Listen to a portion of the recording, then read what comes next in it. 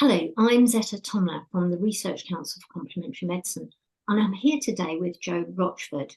Hi, Jo. Hi, Zeta. Um, Jo won the award for the best presentation at our conference this year.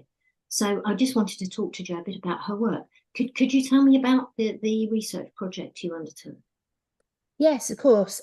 So I did a project that researched acupuncturists' approach to practice and whether this could potentially influence behaviour change in their patients.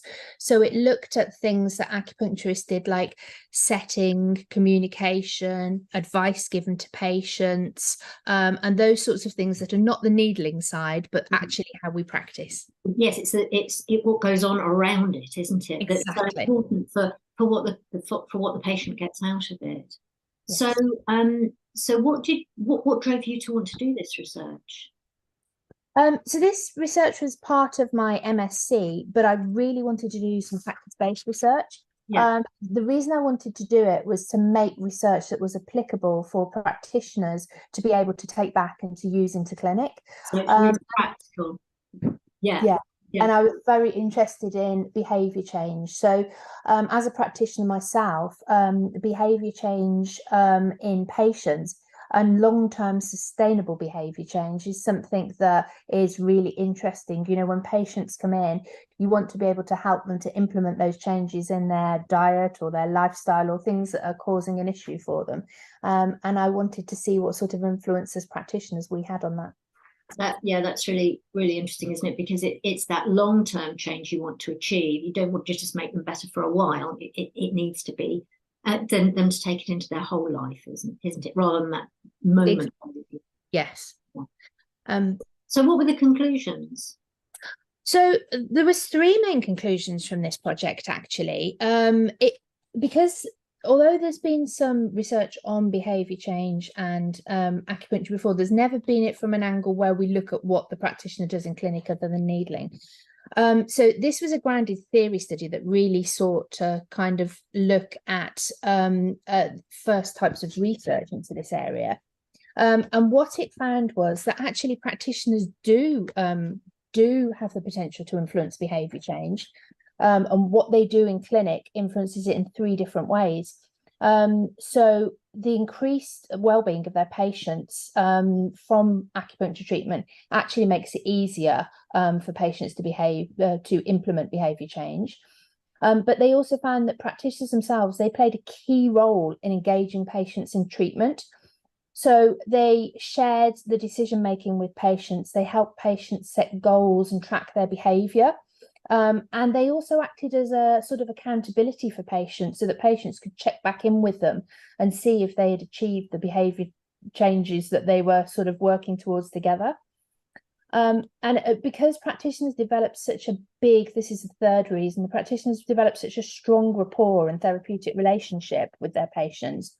You know, they practiced in a way that they actively listened, they gave patients time to talk, and the practitioners constantly chose to act non-judgmentally, to really sort of use that active listening.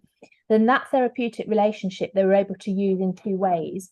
They could use it to validate the patient's experience and empower patients, but they could also use it to inspire patient desire to become involved with and take responsibility for their own change. And this led to those discussions around behaviour challenges and changes that then ended up supporting patients to make the changes in their lifestyle and any of the changes that were needed. Yeah, that personal responsibility, I think, to be encouraged in that is important. But also, I'm thinking about this might be one of the only places they can talk like this to somebody and be heard.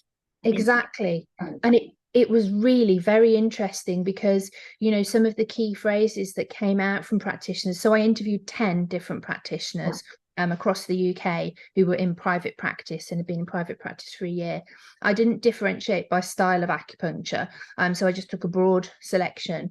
But one of the key common sort of comments that was coming out was this idea of a space or a bubble that was created for the patient to allow them to kind of come in and talk in a way that they didn't usually get to talk and converse with other people in their lives. Yeah.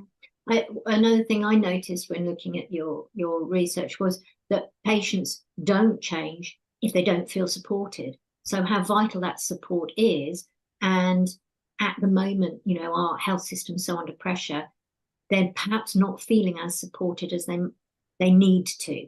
And so taking that into perhaps any kind of complementary medicine is really important, that across the board we're fulfilling that role of support to enable change. Do you feel that this research might be applicable to other kinds of complementary medicine? Absolutely. I mean, there was quite a few things, and even at the conference itself, when I presented the paper, practitioners came up to me and said, well, you know that in our discipline, we do some very similar things here. Yeah. It's really interesting. So the 5 themes that were most occurring that came from the research are things that I think span complementary medicine practitioners, ways of practicing generally, so are probably not just specific and unique to acupuncture. So they were things like the practitioner preparing themselves, but also preparing the patient for treatment. And explaining that confidentiality, explaining that this is a place that you can talk, and a place. There were things like providing patient-centered consultation, treatment, ongoing care. Also things like supporting patients, that everything we've talked about with behavior tracking and accountability and change.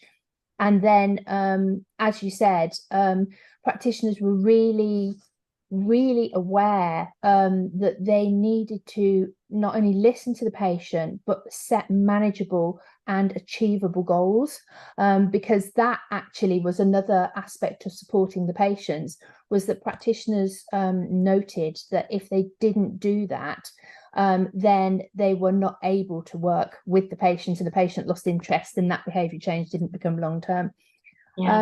So I think these things are applicable across a wide variety of complementary practitioners' style of practicing. And so I think it's important for people to be aware of that when they're perhaps going into practice, of the things they need to be doing. Because also, if you're assessing the efficacy of a particular approach to treatment, you need to almost assess how it's being delivered as well as the actual medium, don't you? Because if it's being delivered badly and people aren't building that therapeutic relationship, then it may fail. But it's not the medium itself, it's the way it's being presented, or the way the patient is being supported, isn't it? Yeah, I mean, we already see, previous research by people like Blasini et al. and Leach, who says that, the strengthening of the therapeutic value in clinical treatment, it's really important for client assessment and achievement of expected treatment outcomes. Yeah. So I think this research builds on that and sort of echoes, yes, practitioners are aware of that, and that is a key part of what they're trying to deliver. Some of the quotes that came from the practitioners that I spoke to, they said things like, it's not my goal for, they said to their patients, it's not my goal for you to be in treatment forever. My goal is to work with you, to support you, and to help you be able to take responsibility for your own health, so that then, you can carry this forward. Yeah. Oh, that's really wonderful. And it's so good to have the evidence that this kind of extra work that we're all doing as practitioners is so important, that it has meaning. Yeah, and that's really a key part of why I wanted to undertake this research too, is because, I know that as practitioners, sometimes there's been the feedback that practitioners would like to see research that is applicable to them in the clinic, that is practice-based, evidence-based too, but that helps them move forward their day-to-day practice in clinic.